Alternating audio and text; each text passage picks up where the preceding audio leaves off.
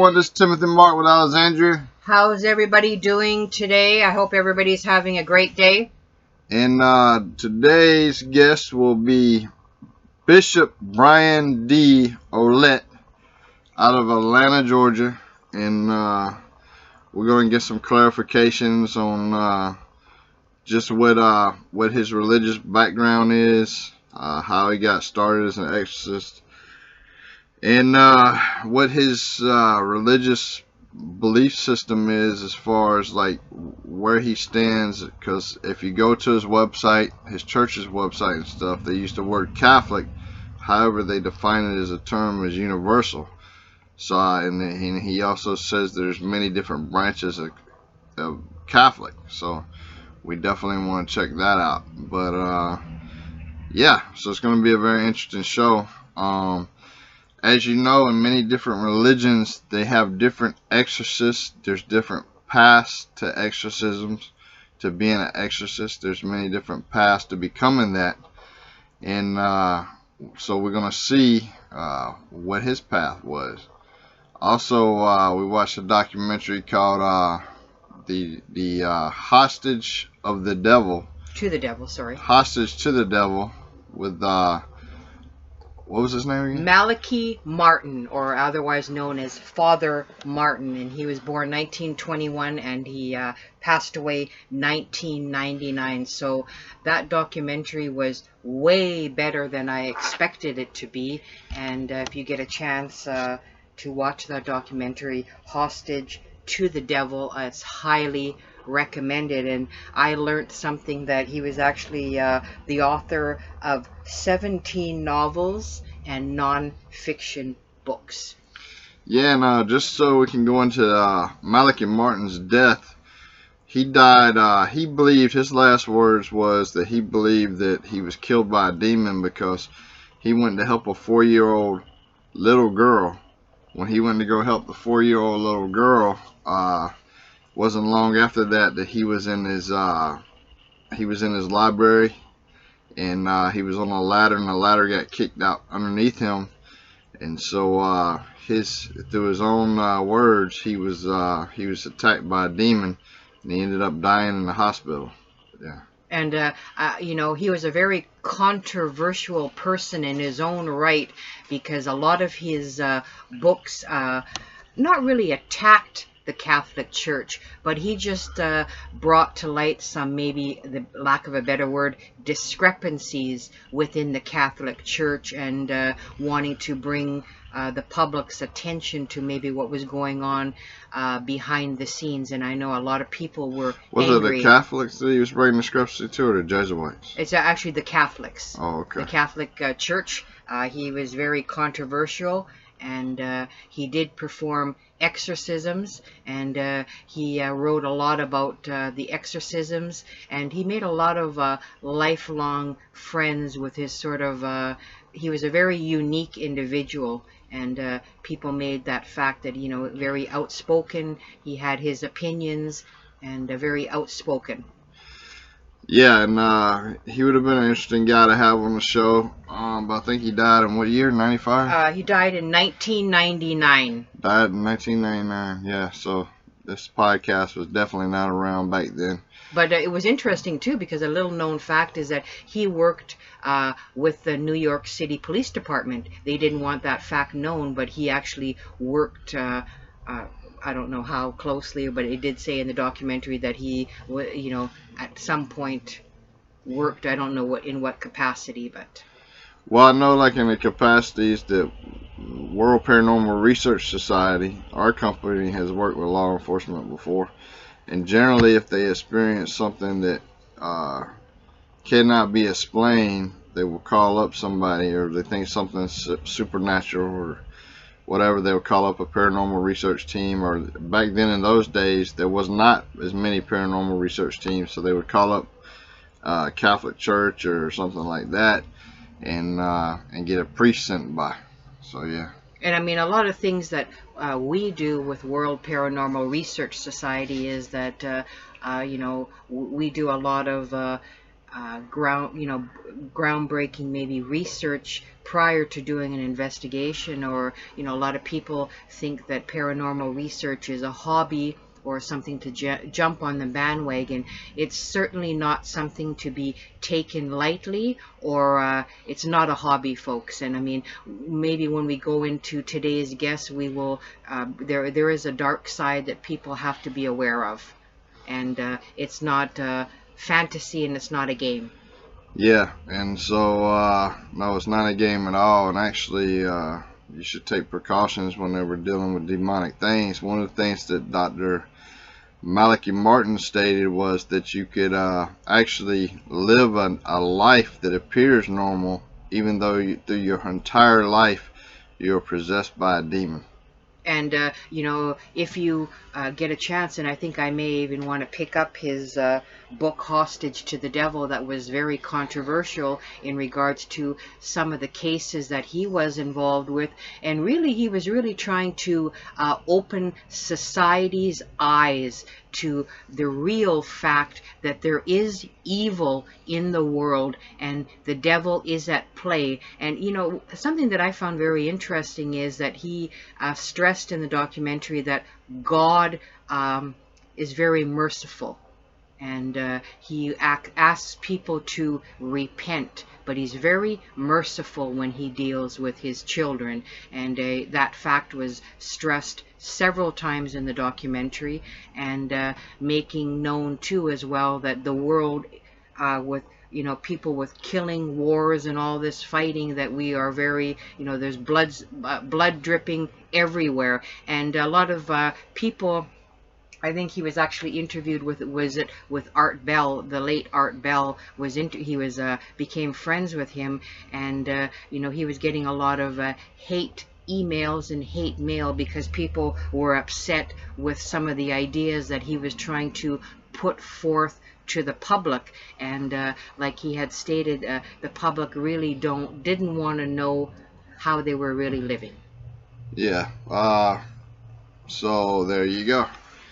And we're gonna have to ask this Bishop Bryan D. Ouellette a lot of questions, because even though he's been on television, we want to talk about a lot of the things that he's done that has not been televised, and just him and his church, and how many exorcisms he's actually been on himself, and just clarify a lot of this stuff for the people out there. He was actually mentioned or interviewed in a Rolling Stone magazine. Is that correct? Well, back in 2016? Well, there were some comments in regards to that, and we'll ask the bishop about his recent magazine article, What Makes Me Eligible for an Exorcism. So that's a recent article, and we'll get him to touch on that as well. And we'll also get him to speak on his the Holy Nicholean Catholic Church and what that means.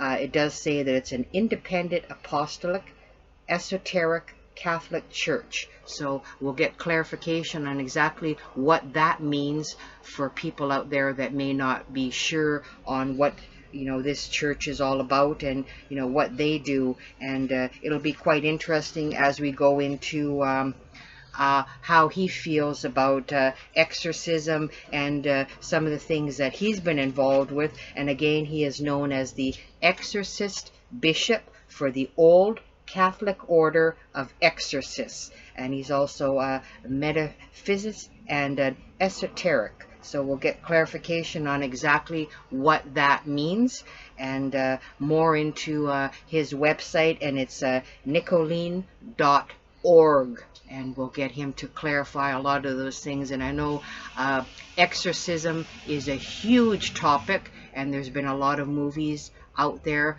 Everybody's familiar with the movie The Exorcist, and that's yeah. And Dr. Malachi Martin actually stated that that's one of the things that made him, that his book actually outsold William Blatty's book, The Exorcist, the book on Hostage to the Devil. Actually sold more copies, but Dr. Malachi Martin was more skeptical, and he said that they made it look like an old Dracula film. And he said in all his time of doing exorcisms, and he's done a lot, nobody's heads ever turned 180 degrees backwards during an exorcism.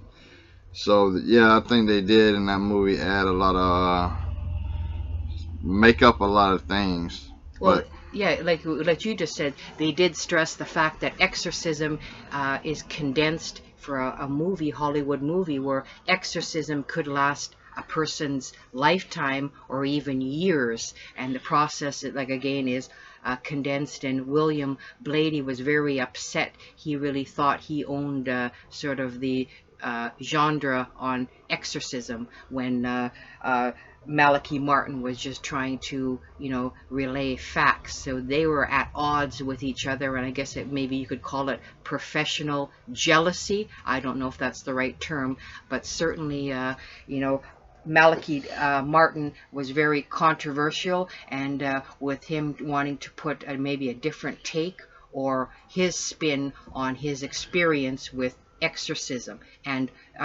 with the devil himself. And I mean, he made a lot of comments in regards to the devil, and he was always praising God as well, and he was a follower of God and Christ, he said.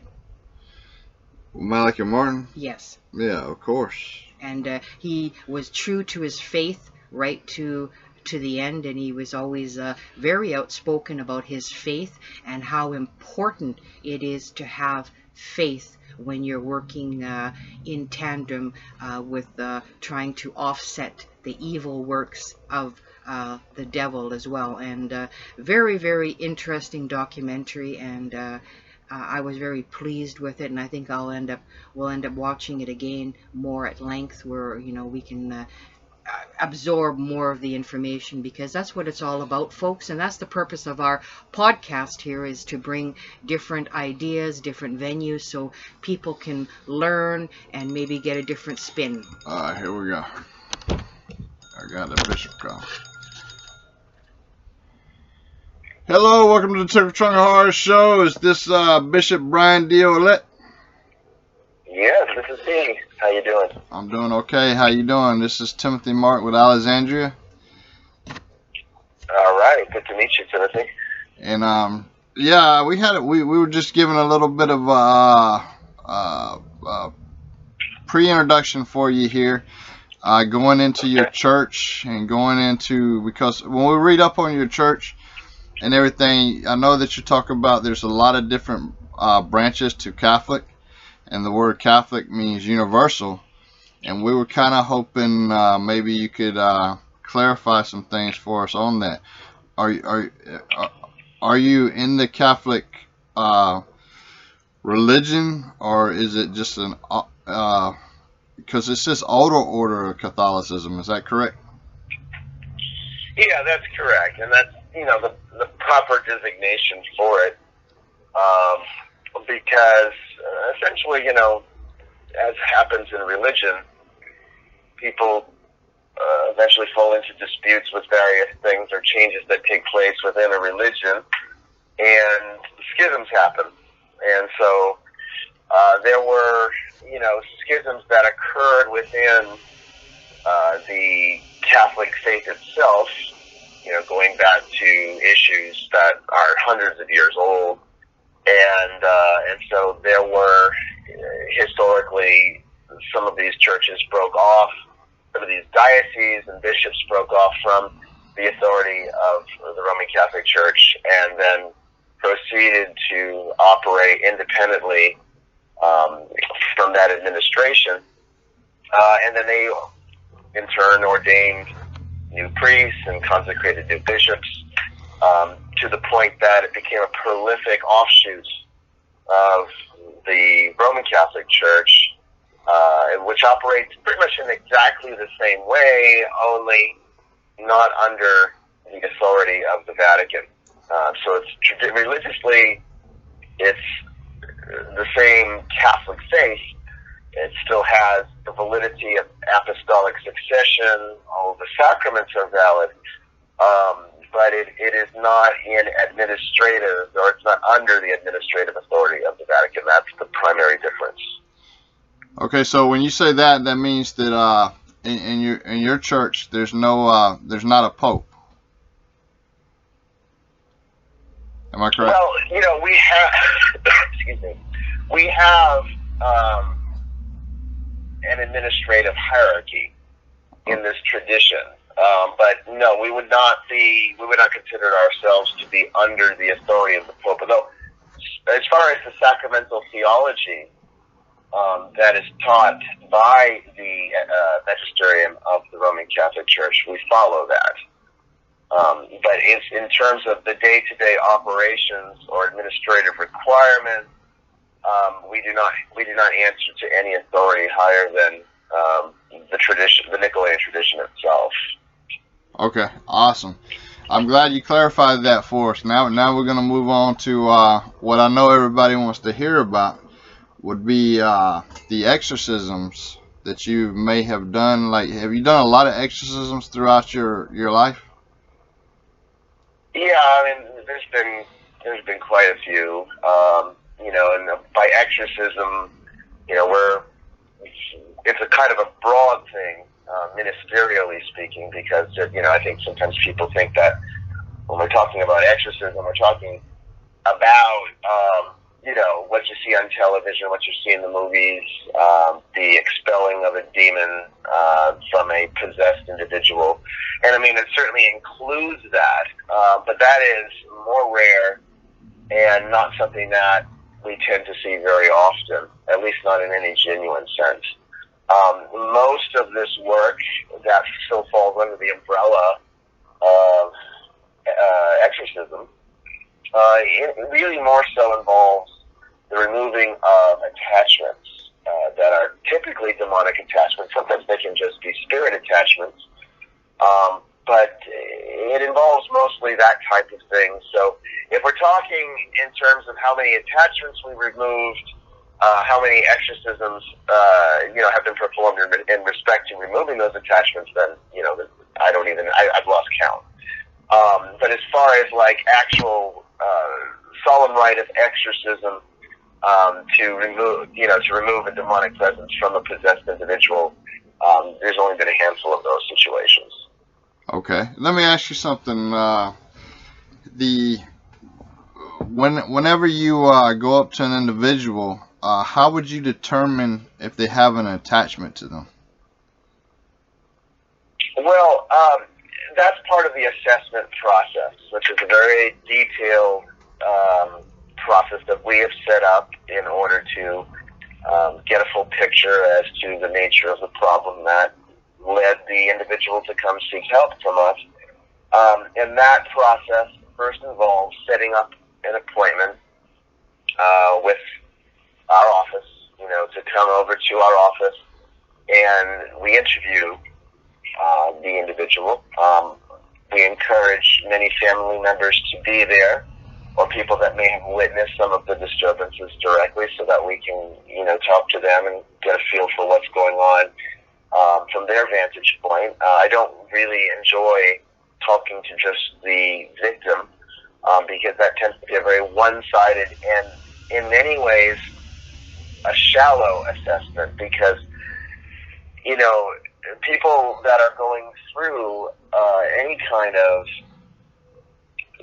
spiritual crises or emotional crises, or even a psychological crisis, are going to have an extreme bias as to how they perceive it, you know, how they perceive the effect of that working through their life, or how they interpret what those disturbances mean.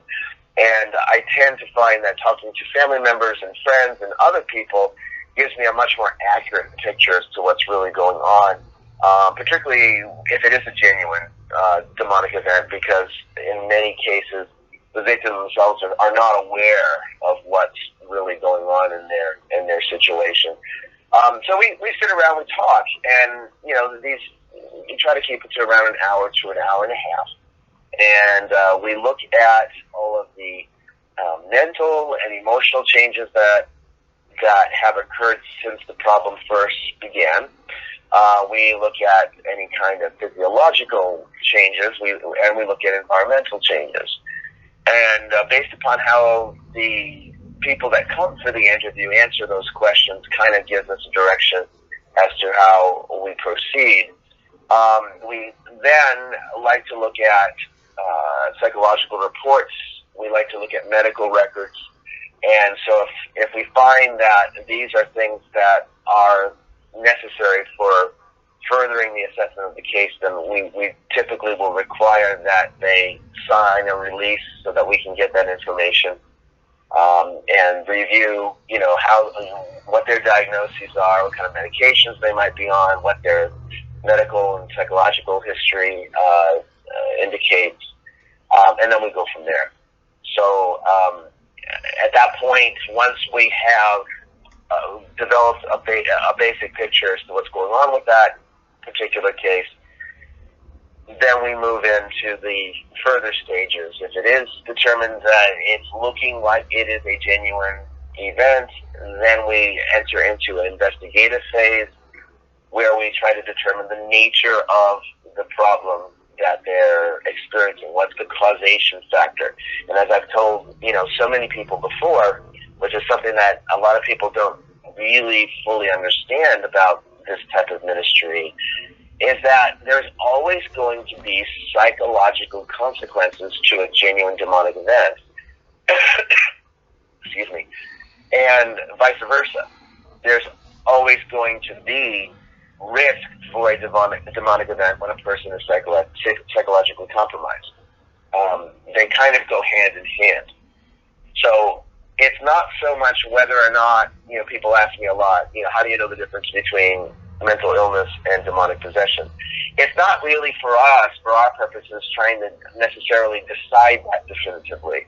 What we're trying to decide for our purposes, and our purposes are to alleviate the disturbance from that person's life so that they can go back to living a normal, functional life, is to assess what the causation factor was. Is it a demonic attack that has led to a psychologically and emotionally compromised person, or is it a psychologically and emotionally compromised person that led to the demonic attack? Okay. And then we go from there.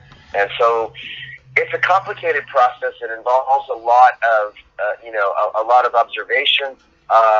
We have to test various things, and we're also looking for environmental disturbances that seem to move around the victim. Because if we can detect the presence of paranormal disturbances within either the tribal electric field or various other things that we look at, while certain key questions are being asked of the victim, that gives us an indication as to whether or not it's genuine, or if it's really just delusions or some type of psychotic disturbance. Well, I know what you said, and what also Dr. Malachi Martin has said too, was that people who are possessed by demons have 4 ways that you can determine that.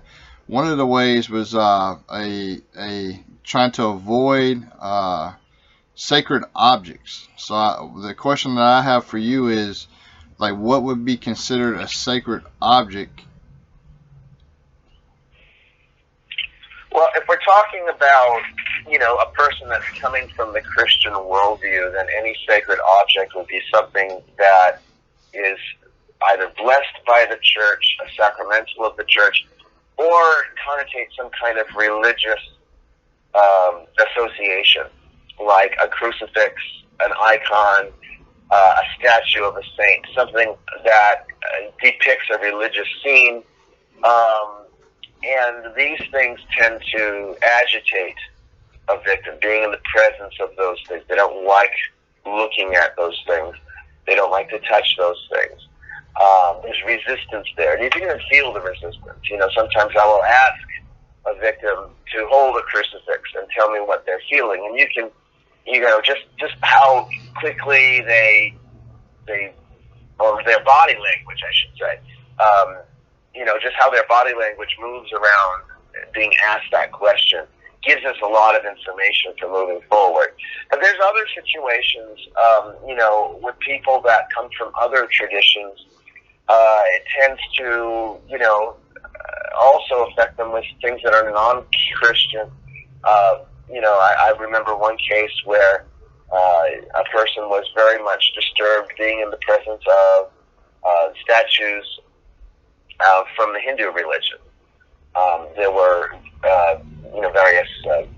I want to say it was a statue of Shiva, if I'm not mistaken. Being in the presence of that particular statue disturbed them, and they had, their background was from Eastern philosophy, and so the archetypes that are associated with the background and tradition of the individual tends to have it tends to be related to how they would, or what they would consider to be a blessed or religious object, or some kind of object of that nature. So it doesn't necessarily have to be Christian, but in the work that we do here in the West, we tend to see it mostly from the Christian worldview.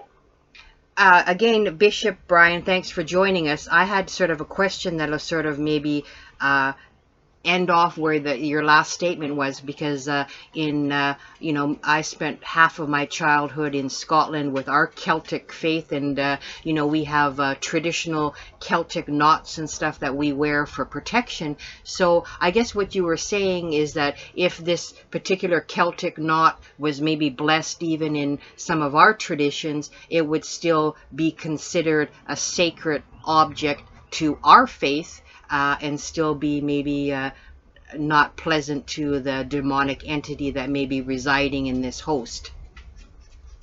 Yes, and that is certainly true and correct. I mean, it tends to be blessed objects most of the time. And as you indicated, there's a lot of traditions, not just the Catholic faith, that bless objects, and so they tend to have an effect or an impact on individuals. I mean, I know that some of the people that we work with, we tend to sometimes help them through what I refer to as folk Catholicism, which is more of I guess you could say, a syncretic aspect of the Catholic faith with some of the carryovers of the old ways in Europe that tends to fall back into some more of the, having its originations in paganism. And there's different ways to bless objects in those traditions, and they tend to have an impact on people that are suffering from this type of thing. But in most cases, the types of demons that we see, the ones that cause the types of disturbances that would lead a person to seek us out, tend to be those that operate within the range of the Judeo-Christian worldview. And so therefore blessed objects from the Judeo-Christian worldview tend to have the most effect, or I should say most negative effect, against victims who are suffering from those types of attachment. Right, and I really I like this in this line, or how you have it worded on your website, where it says, "Our purpose is to make available to the general public a professional investigation protocol for demonic and paranormal activity. We serve the needs of anyone who may feel that they have a genuine demonic and or paranormal disturbance active within their home or family." So really what you're saying is that you don't turn anyone away, and a lot of people maybe have this in their mindset. Is there a cost to seeking help? Only if they require us to locate or mobilize the team out of state. So we serve the Atlanta jurisdiction, which involves about a 2-hour driving radius around Atlanta, Georgia. And so that's our jurisdiction. That's where we practice. And so anybody that comes to us within that jurisdiction, there is no charge of any kind, because the ministry and the donations that it receives, which are quite limited and restrictive from the standpoint of what we need to do versus what we're able to do based upon those resources. Nobody is Nobody is charged anything. Of course, it is a donation-based ministry, so, you know, we're always grateful when people do support it, because, I mean, the only people that can support it or would support it would be people that are being served by the ministry. But then in a lot of cases, people that are suffering from these types of afflictions are not really in good financial positions to help the church. So we do what we can, and, you know, like I said, we never charge or ask for money. But if a person, like we get now, because of the fact that we've been, you know, been featured on television several times and on shows like this, you know, we're known around the world for the work that we do. And I'll get people as far away as Saudi Arabia asking for my help. Honestly, you know, if a person that's in another country, or even a person that's in another state, want these services, then what we tend to do is ask them to fly down and see us. And then we try to do as low cost as it would be to that particular client. They come and we do the initial interview just as we would with a local person. And then if it's determined at that point that the disturbances that the person is having is environmental, and that they would need us to go up to them and go into their house to either bless the location, seal the location, exorcise the location, or whatever, at that point, it would be at the cost to the person who's seeking help, because the church just does not have the money to mobilize 7 people, you know, fly them up somewhere, you know, house them for, you know, a few days to a week. You know, it gets really costly really fast. So that would be at the cost of the client. But then again, we're not making any money off of that. It would just be for, you know, whatever the costs are for traveling, and that's it. But yeah, no, there's no cost for services. It's just basically, you know, any out-of-pocket costs would be related back to, again, if they need us to relocate for a period of time to help them in their home location. Well, that makes total sense, and I mean that's only reasonable, and you know, that's a positive, a proper expectation.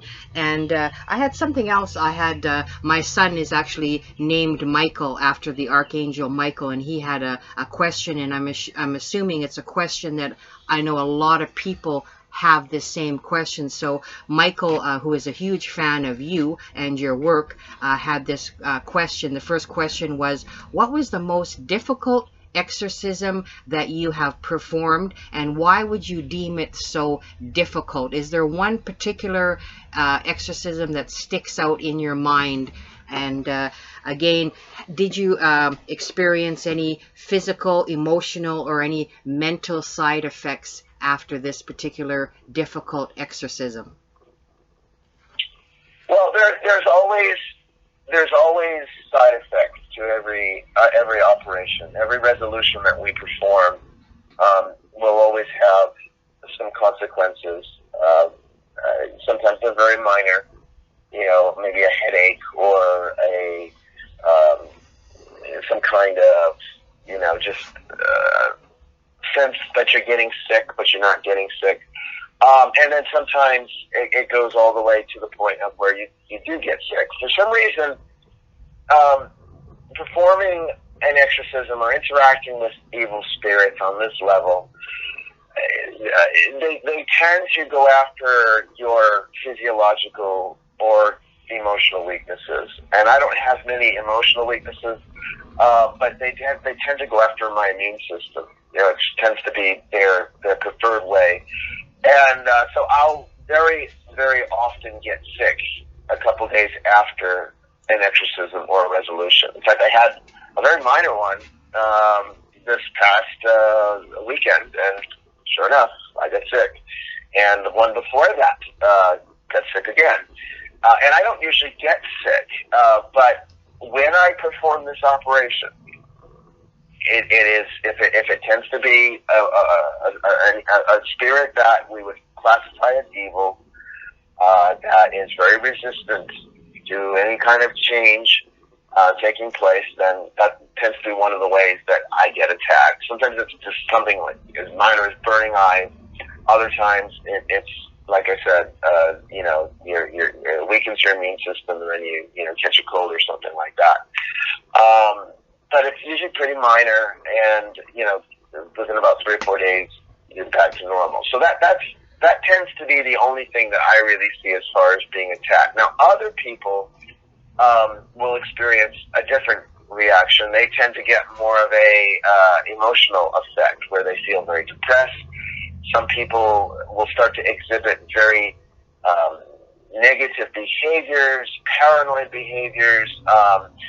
They will tend to sometimes get very nasty and hostile towards, everyone around them, even if, everyone around them are friends. These are other ways in which that can affect people. That does not happen to me, but I've seen it happen to others, all, for many, many years working in this kind of field. But as far as the worst or the most difficult exorcism, there's one that comes to mind, but it wasn't really difficult because of the exorcism itself, or the particular demonic presence that was there. It was more difficult because we were not prepared for the demonic presence reacting as violently as it did. We were interviewing a client, and the person started to react during the interview to the point that we never even were able to finish the interview correctly. And then the person went into a full-blown possessed state. At that point, we tried to bring the person back out of it, because we didn't want them to go back home in this condition. And so we spent several hours working on that particular client to at least stabilize them. And we did not perform the full rite of exorcism because we have to prepare for that. That's something that we just don't jump right into. And we always want to make sure that it's absolutely necessary. The full rite of exorcism, or as we would refer to it, the solemn rite of exorcism, is a last resort. It's something that we do not do unless we absolutely have to do, and all other options have been exhausted. Most of the time, a person's attachment can be resolved with a solemn blessing, the sacrament of holy unction, or it tends to be referred to today as the sacrament of the sick, which is basically the holy anointing, and then getting them back into the regular reception of the Eucharist, or hearing their confession, using the sacraments of the Church to reestablish, reignite a healthy relationship with God. Those things, in 90% of genuine cases, are sufficient. It is only in a very small number do we have to resort to either minor exorcism, which would make up about the remaining 9%. So let's say 90% can be resolved with the standard sacraments of the Church with solemn blessing.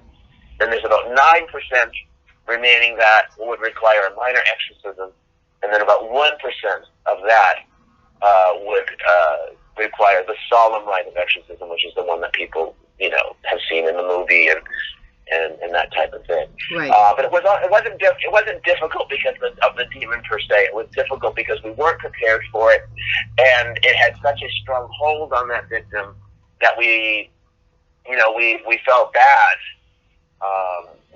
That the person was in this bad a shape, and we're still not even complete with the process. We're still working with this family, and we require certain medical reports and various other psychological assessments before we can even move into being able to liberate them fully, and that's for their safety as well as for ours. Right. But yeah, I would say that was the worst one that I had to deal with, again, because I just wasn't prepared for what had occurred. And I mean, that brings to light too, because I mean, when we do our particular paranormal investigations, we never know what we could be in for and what the specific location entails for us. So I mean, we prepare ourselves when we do our investigations, and we've gotten sick, not enormously sick, but we've had even attachments or even entities follow us home where we've had to deal with. So I completely understand what you're saying on that level, and I think people really have to understand that what paranormal researchers do and what you do is certainly not a game. And I know that I see on Twitter where you get attacked quite a bit, and it's really uneducated uneducated people that are really maybe they're looking for a reaction, or they just seem lost. And I think it's amazing that you have you answer them with grace, patience, and with the effort of trying to educate the lost. Well, I do appreciate that. I mean, and that is the goal.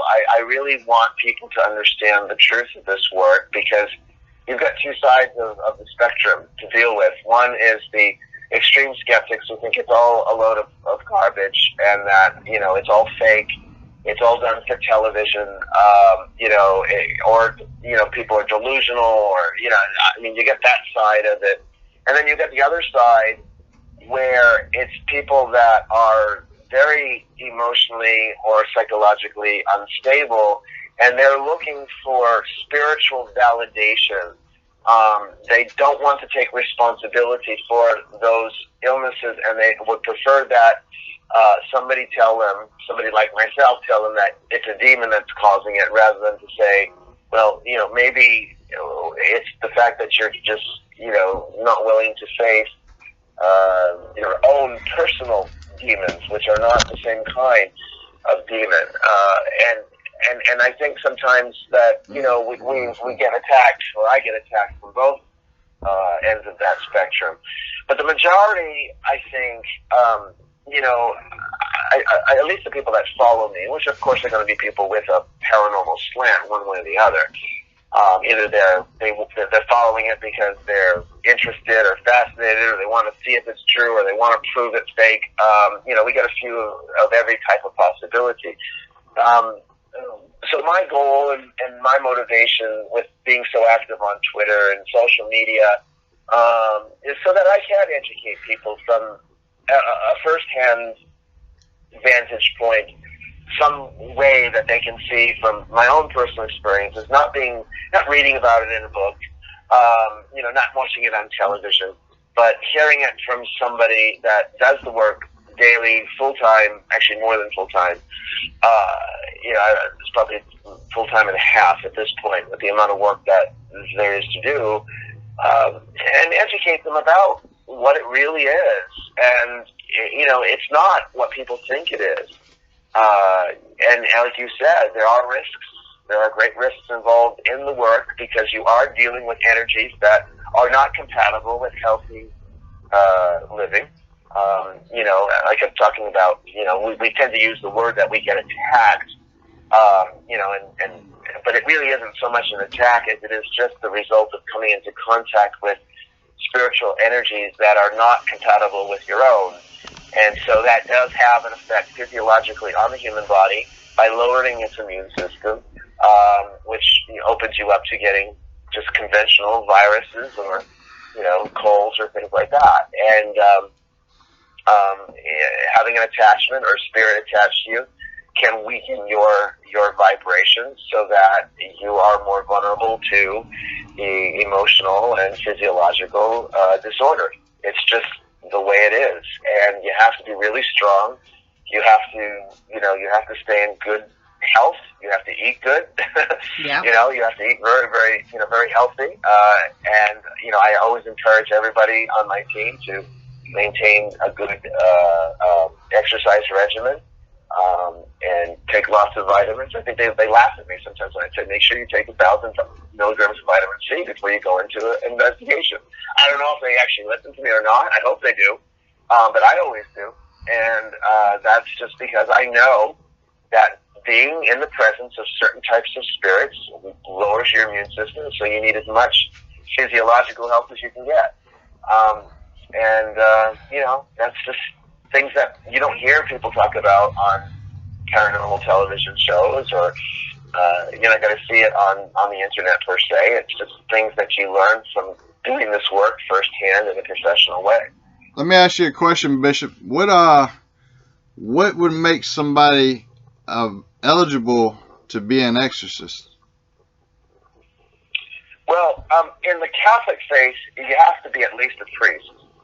So a person, hopefully would not be coming into the church to become an exorcist.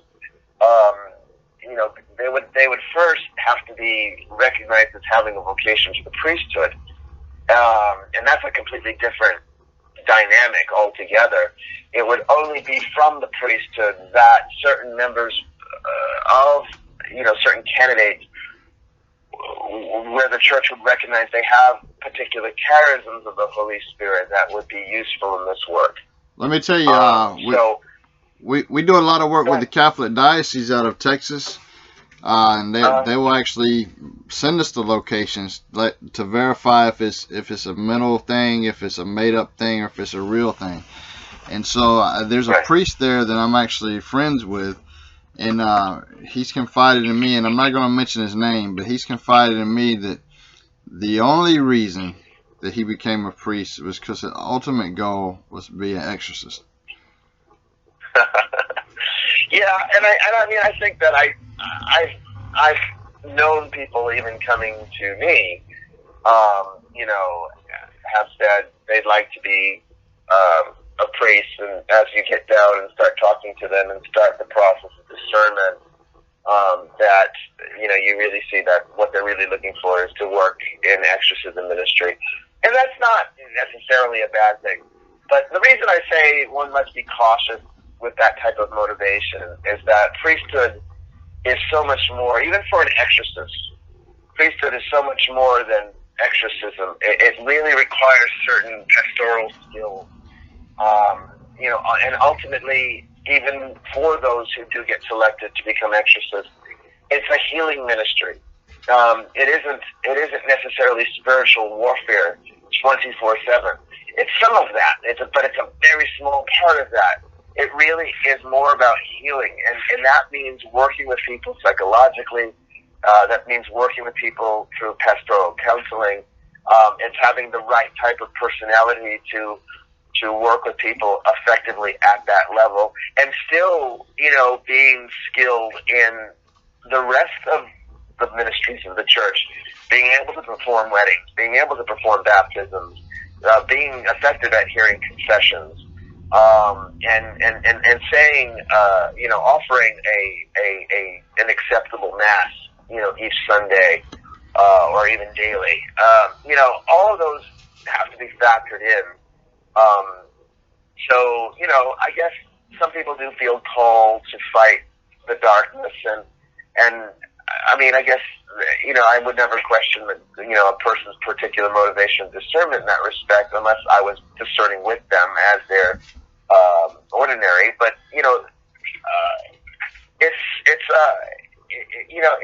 it's a lot. Being a priest, you have to wear many, many, many hats, and being an exorcist isn't sufficient. You have to do the work. But back to your original question, in the Catholic faith, at least, one would have to be a priest, at least a priest, to become an exorcist, and then they would have to exhibit a certain type of charism of the Holy Spirit, where this would be something that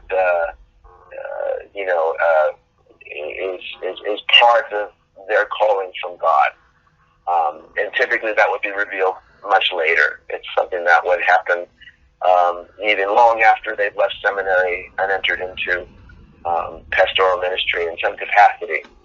I can honestly tell you, I knew I was called to the priesthood, discovered my calling to the priesthood around 16, 17 years of age. And I would have never in a million years guessed that I would be an exorcist. Or at that time that my vocation was leading in that direction. And if anything, my goal was to become a monk, and I wanted to be in a contemplative monastery like the Carthusians or the Cistercians. I never really would have thought myself to be, an exorcist, not just an exorcist, but an exorcist operating within the independent sacramental movement. Because again, my motivation for entering into discernment was never to operate outside of the Vatican. I was accepted in the Diocese of Palm Beach, Florida, with the Roman Catholic Church. I spent time in a few religious orders to discern. So the way I saw my vocation was very different than what it ended up becoming. And I didn't make these choices. I think a lot of people think that I became an independent bishop because I didn't like this or didn't want to do it their way, and that was not at all it. I mean, it was really God kept throwing me in certain directions, and the more I would resist, the more He would put pressure on, and eventually you just realize that you can't fight the will of God. You just have to accept it, and sometimes the will of God operates outside of our expectation. That's so very true. And I mean, what Timothy and I do, I mean, our ultimate goal, or the reason we do what we do, is to help people. And there's so many people that contact us that need help. And I have a mental health background, so that becomes key in regards to, when we do our research and our preliminary assessment prior to taking a case on, is that, we have a checklist of things that we explore first on, possibilities when we deal with the archdiocese and what we're required to do. And a lot of people just think that you get in there, you start investigating, and you pick out, you get orbs and you get all this evidence. It's a lot more than that, and there's a lot of hard work and research that goes into doing what we do, and I'm sure what you do when you do your preliminary assessments. It is, and it really involves paying attention and being a very astute observer, being somewhat skeptical so that you don't fall too far into, you're seeing what you want to see, but also, not being so rigid that you miss the subtlety, because there is so much subtlety to this work. And it is so easy to go into a location and miss something. And then, of course, the lengthy analysis that takes place after an investigation, going through hours and hours of audio-visual content.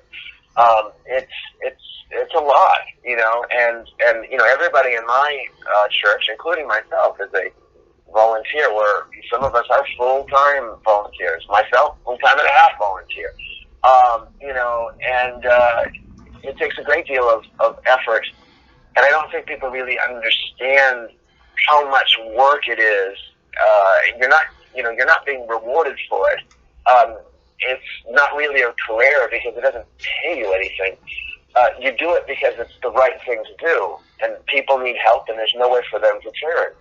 And there's too many amateurs in the field and very few skilled professionals. And that's, I think it does require a certain amount of talent. I do think there's certain elements of this work that can't be taught. Either you have it or you don't. But I would say the most important attribute or characteristic, maybe you could even say that the most important quality to a paranormal investigator is perseverance and fortitude. The ability to stick with it and to not give into vulnerabilities, to not give into fear, to not give into the personal havoc it can wreak on your life, and it will. I can tell you, we have so many people come to us. They want to be on the team. They think it's kind of cool, and they apply. And we try to give everybody a fair chance, unless their application is completely ridiculous. But I mean, if there's at least some coherency to their application, we will interview them. And in some cases, in very rare cases, we've brought people onto the team, and I can see it from the get-go. Even though I give them a fair chance, I can tell that the probability of them not being able to endure through this for the long term is very high. And I do, I see it over and over again. People cannot handle the types of spiritual effects this has on them. They're not strong enough. They're not skilled enough. They're not prepared enough. And there's only so much you can tell them, and then they don't want to hear it. Typically, they don't want to hear you tell them, that this is the way it's going to be. Because they can't really even anticipate just how real it is until they do the work. Well, I give you a perfect example of that. Like, I've been doing it for 10 years myself. Alexander's been doing it for 30. And in the 10-year period that I've been doing it, I had a lot of people join the team thinking it was cool, and they quit the same night, the first time they seen anything or felt anything. Yeah. And so people think it's cool. I've had one of those. I've actually had somebody that joined the team, came on one investigation, never went on another one.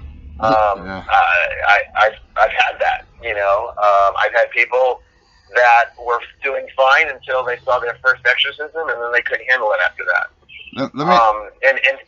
And have really negative effects on their life. I mean, it's like, they were not spiritually prepared. They did not do the work they needed to do to really prepare themselves and protect themselves against these forces.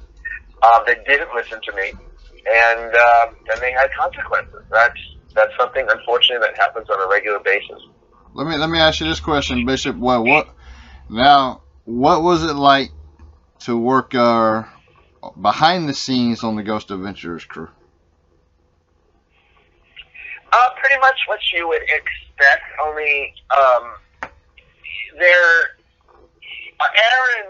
is pretty much what you see on television is the way he really is. That's his real personality. He's not, he's kind of easily excitable, and, he's got sort of a reputation now of being, almost ridiculous, the way he reacts to things. And I get, people asking me about it all the time on Twitter. But what they don't understand is he really is, that's his personality. He's a very dramatic guy. He's very excitable. He loves the work, and he really gets really hyped up on these investigations. So he is really what you'd expect. Zach is extremely serious.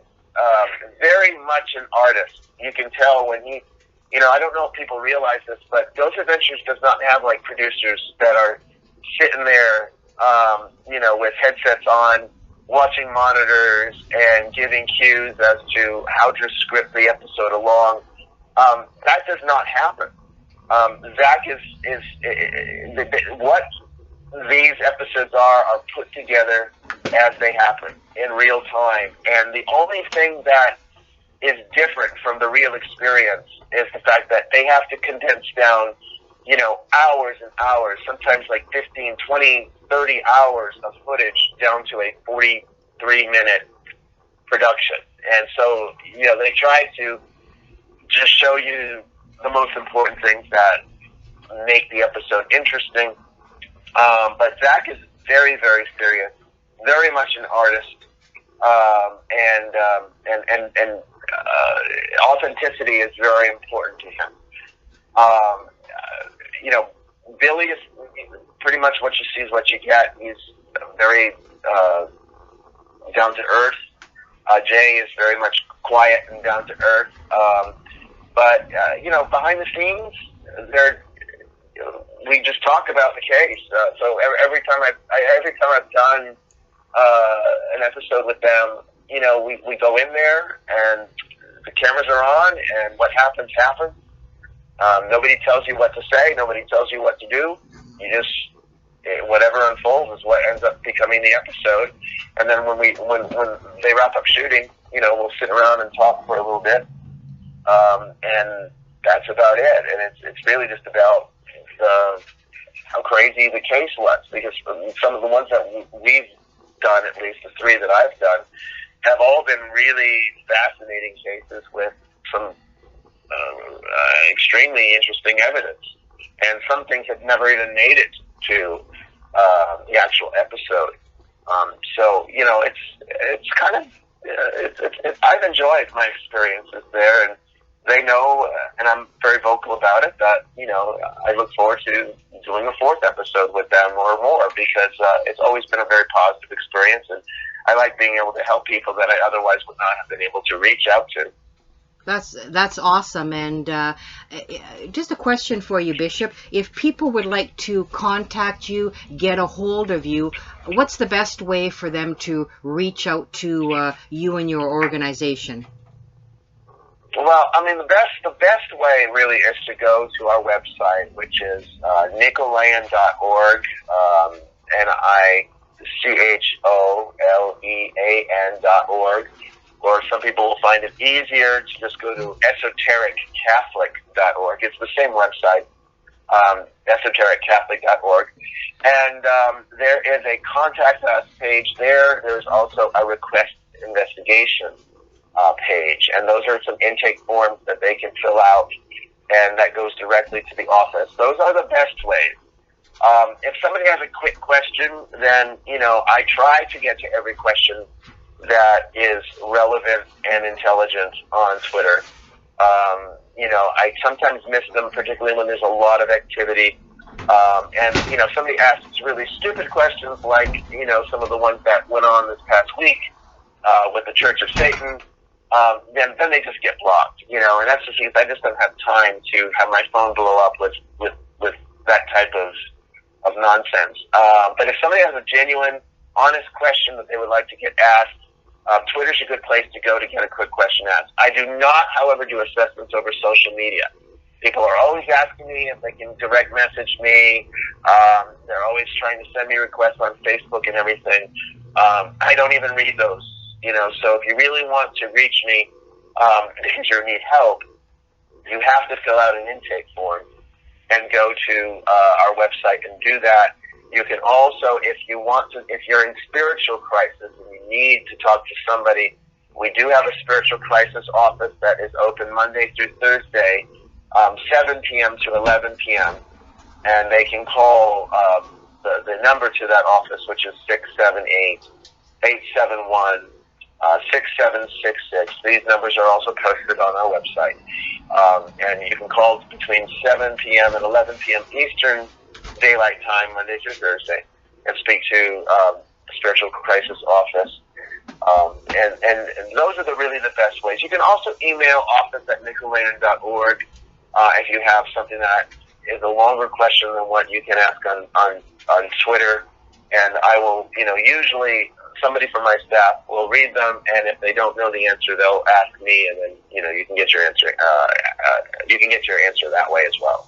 That's great, and I think I myself, and I know a lot of the fans appreciate that on your Twitter feed. I mean, you do tackle serious topics and some serious questions, but I like how you show the humanity in what you do by a lot of your food posts, and I think that really shows people, it gives people a perspective that yes, you are a superhero in what you do, but you do have some downtime where you're refueling not just your body, but you're actually refueling your soul, your being, and I really think that gives a really good spin, and it shows people out there just the humanity in what you do, and I think that's awesome.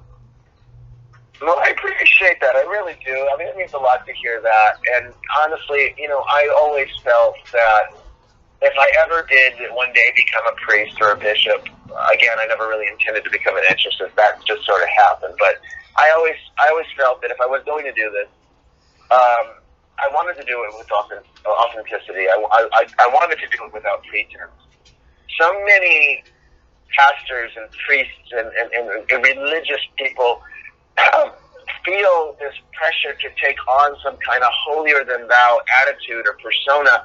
They live this archetype of sainthood to a point that none of us can really achieve that in truth, and it's fake. And I don't believe in doing those things. Yes, I do the work of an exorcist. Yes, I am a vessel for the Holy Spirit by virtue of the work that I do. I'm a facilitator.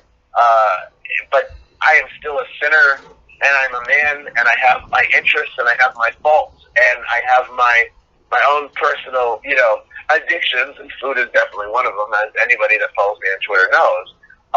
And I'm okay with that. I live a very normal life outside of this ministry. I have a wife. I have kids. One of the benefits of being an independent priest is the fact that we don't have to take a promise of celibacy, so that's a nice thing. And I go on vacations, and I like to drink tiki drinks, and I enjoy drinking scotch, and and that's normal life.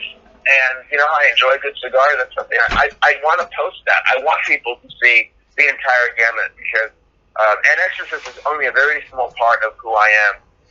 It's just the part that people know the most because of because of television. That's awesome. And Bishop, I would like to thank you for joining us today, taking time out of your day. It's been such a thrill and an honor. Thank you. Absolutely, my pleasure. Anytime. I'm always more than happy to give an educated perspective on the subject. I think it's important. All right, thank you very much. You have a good day. And one last quick question: anybody looking to join your church and maybe heading in the same pathway that you're heading, what would be the best way for them to do that? There is again, going back to the website at esotericcatholic.org or Nicholean.org, there's a link there in the menu at the top of the page for vocations. If a person feels that they have a call to religious life or a call to priesthood, they can click on that. Of course, we are a local church. Even though we do work pretty much on an international level, there's only one location. There's only one Nicholean church in the entire world, and that's here in the Atlanta, Georgia area. So if a person wishes to become or discern a vocation to the priesthood with us, they would have to be willing to relocate to Atlanta or already live here so that they can service the congregation here. That's the only real requirement as far as that goes. There's other requirements which are talked about on the website, but they can fill out an application on the site. All right, again, thank you very much, and we'll be in touch, sir. Thank you. Absolutely. Have a good day. It was my pleasure. Take care. God bless. Thank you. You too. Bye. Okay, so that was Bishop Bryan D. Ouellette. Ouellette. Yep. Thanks for joining us.